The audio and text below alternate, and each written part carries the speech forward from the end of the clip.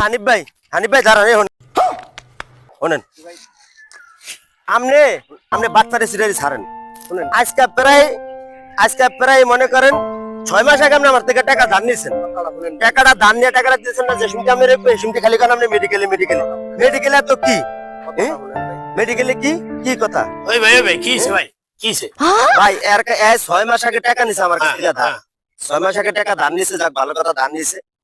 6 মাস ধরে খালি আমার খালি ঘুরাইতেছে খালি ফোন দিলি তো আমি মেডিকেলে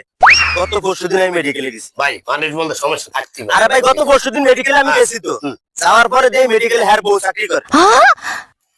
এরকম করে হইলো হয় মিয়া বাটপারে সিলেরি সারেন টাকা দিবেন কোন এটা কোন